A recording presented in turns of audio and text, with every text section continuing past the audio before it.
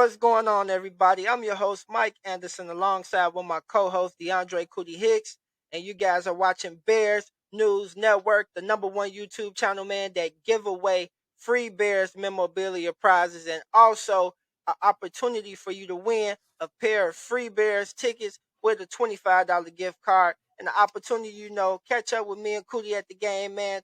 Talk with us and Yes. have a good time, man, and let us see these Bears get this dub. All right, man. We got a couple of things we want to talk about with you guys on today's episode. First, we're gonna get into talk about Saquan Barkley, man. So it looked like the Giants are gonna put the franchise tag on Daniel Jones. So Saquan Barkley will be hitting free agency, it looks like. Also, the Bears did get a new offensive line coach. We want to get into that just a little bit.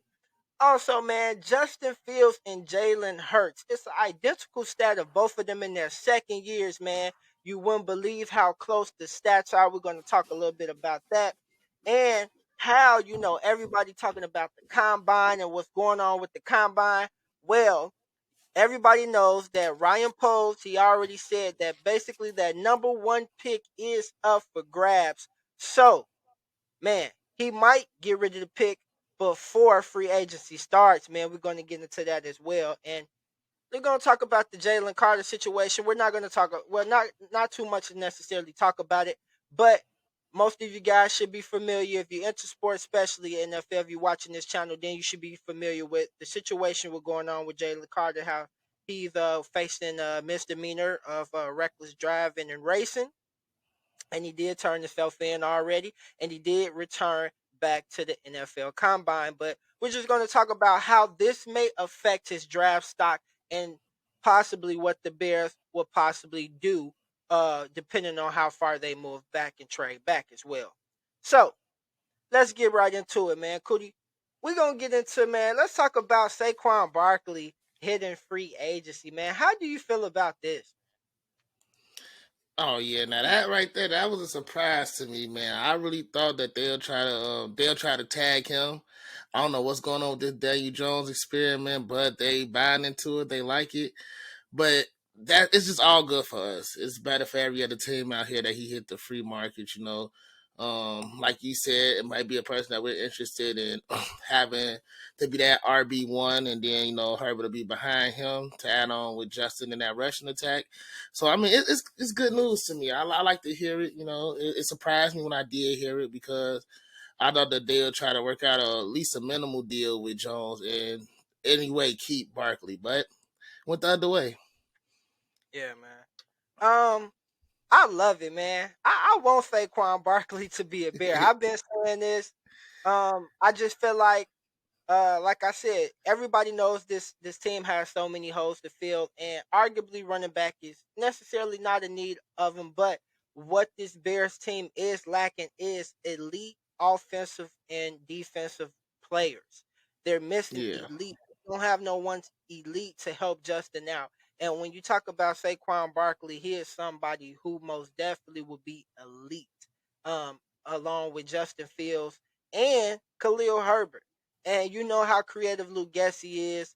He could do some kind of wildcat with them three guys in the backfield, misdirections, man. It would have defenses so lost, and it would just be a beautiful thing to see as a Chicago Bears fan. So Saquon Barkley hitting the market, man. I heard he won Christian McCaffrey money. I would be willing to give Saquon no more than probably 13.5 or 14 at most. But he won't reset the market as far as Christian McCaffrey money. I wouldn't do that. Nah, What yeah, would you he'll say? get closer than David Montgomery, but yeah, he won't be the new highest paid running back. Yeah, that's how I feel about it too, man. That and then like I said, we already shared on here how last time when we talked about in the previous episode how I said he did a meeting with Jared Payton, Walter Payton's son, and he said that he would love to be a Chicago Bear. He didn't really know what the future had hold it for him in New York City, and that if he did come to the Bears, that he was gonna wear some kind of number in the 30s to pay homage to Walter Payton. So I like it. go check out. Remember that episode? We talked about that, man. Yeah. Okay, so the Bears do have a new offensive line coach. actually. He's an offensive line assistant coach. They hired Luke Stickel as their assistant offensive line coach. And Stickel had spent the past 10 years with the Tennessee Titans coaching staff and Mm. on working on that offensive line. So we do add a new coach to this offensive line room, which could help out because we know this offensive line does need help. So, Yeah, the bringing more in the a new merrier. familiar face, and the Tennessee offensive line wasn't bad at all. So he's a good pickup. Can bring teach these young offensive talented players, offensive linemen that we have in Tevin Jenkins and Braxton Jones, who are we know are sure locks. Just help them and teach them to continue to develop, man. Okay, so it was an interesting stat that I seen, man, that I wanted to share with you guys because prior to the draft, well, still prior to the draft, we're still prior to the draft, but just before the combine, there was a lot of talks when the Bears got the number one overall pick. Should they trade Justin Fields? And now it seemed like them talks have just, completely went away. The Bears came and said, like we said over here at Bears News Network, it was not going to happen. But That's our is it, guy. man, that's our guy. Here's an interesting stat, though. Okay, Jalen Hurts' second year stats. He had a 61.3 completion percentage. He had a 16 to 9 TD interception ratio. He had an 87.2 passer rating, and he had 784 rushing yards. Now, Justin Fields' second season stats. He had a 60.4 completion rating. He had a 17 to 11 TD interception ratio, and he had an 85.2 passer rating with 1,143 rushing yards. So, man, we can see how close Fields is just as every bit as good as Jalen Hurts was in his second year. And we seen Yeah, yeah. what Jalen Hurts, did, was able to do with some help. Get him some help. And I feel like that's what the Chicago Bulls model should follow. They should follow the model of what Philly did with Jalen Hurts and follow that model as well with Justin Fields. And they can also take a book out of what Buffalo did with Josh Allen as well. So I just feel like those were some things, man, where everybody was talking about getting rid of the kid and reset the quarterback market and all that stuff, man. No, because we see this kid has potential and he's has potential to be an elite superstar, man. How you feel about them stats, Cody, with them being, so close in number, man? How you feel about them numbers, man? You Oh think they yeah, it's went up? one of those because I've seen that too. It's just it makes me happy. That's what I say. It makes me happy. It shows like we keep saying on this channel, Justin Fields' development, what he's doing. He's developing as a player, getting better as a passer. He's learning an offense that's working for him. So it just it it tells to what our organization is doing with our quarterback. He's only getting better. We want him to be better, and though that's just proof of it. And like it was with Jalen, he improved. Then next year, this third year, bam, he's in the Super Bowl with Patrick Mahomes, playing against one of the best QBs and teams we got out here. So it's that type of thing that we looking for Justin Fields to make his next jump. Just like that. It's always forward progress. That's all I'm seeing, forward progress. Exactly. And that's one thing that Ryan Poles had stressed when you heard him talking at the combine, this weekend. He said they're real big on player development. Player development is a real thing. Like that's what they're real big on is player development. So they want to see this through with Justin and see what he can be. And no doubt about it, we believe that he's a future superstar quarterback for the Chicago Bears. Man, we just give him some Yes. help to see what he could do, and we most definitely believe it. Okay, so with Jalen Carter situation, um, everybody has him, his draft stock still, so far staying where it's at. But with his current situation that he's dealing with certain charges against him, criminal charges, not yet, they're misdemeanors.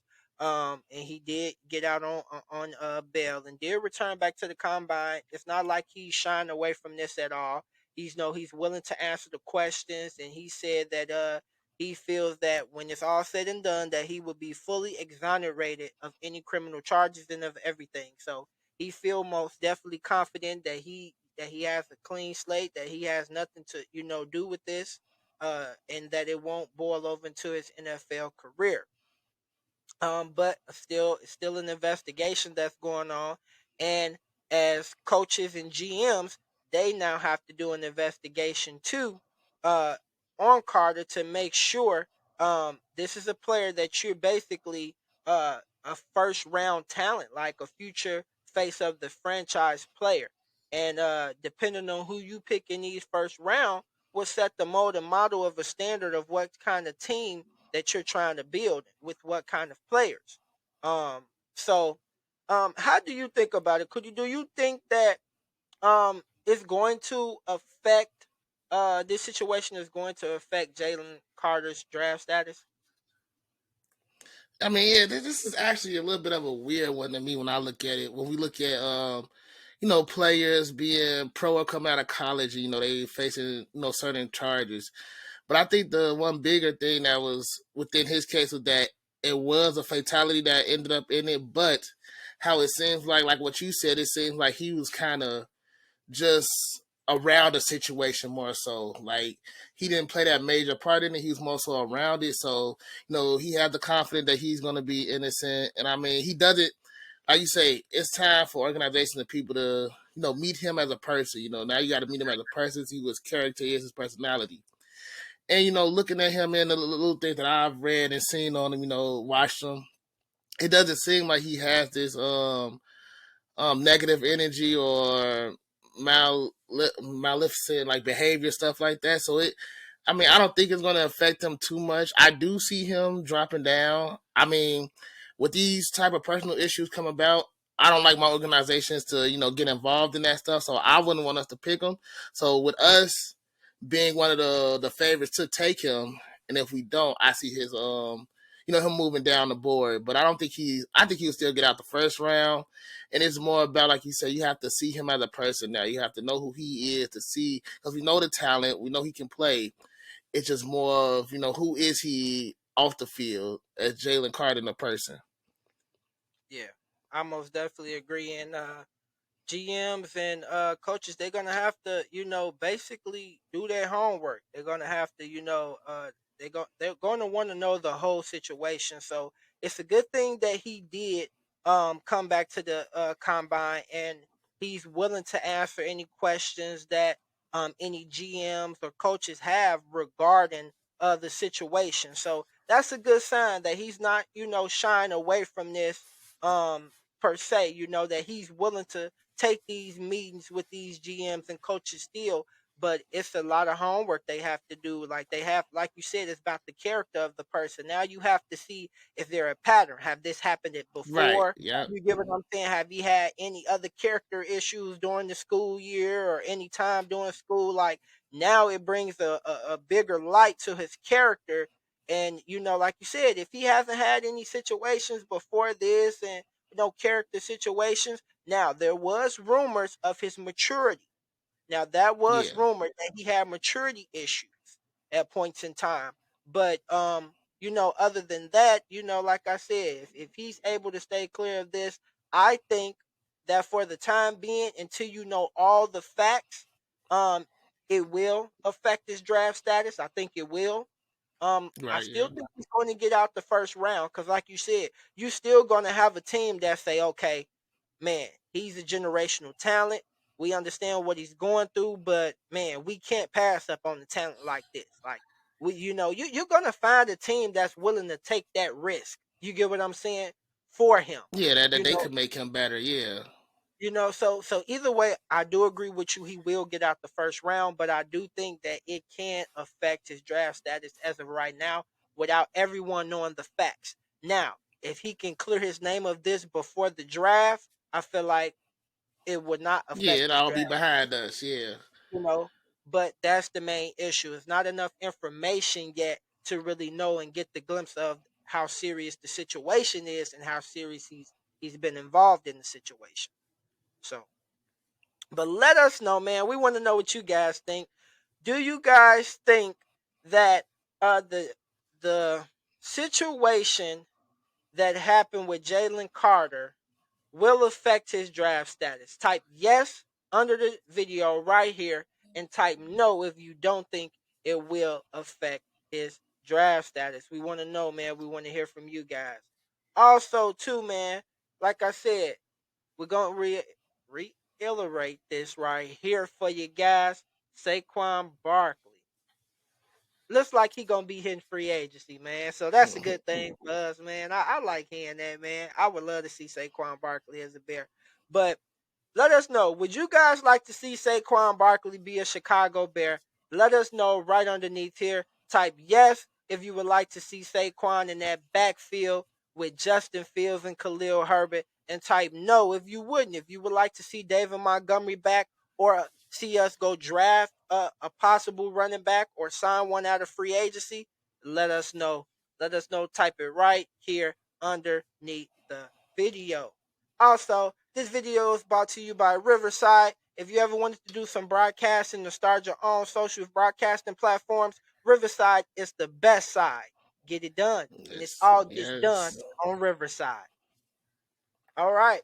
So, anything else, Cootie, before we get out of here and talk to these people, man? Anything you want to talk to the people about?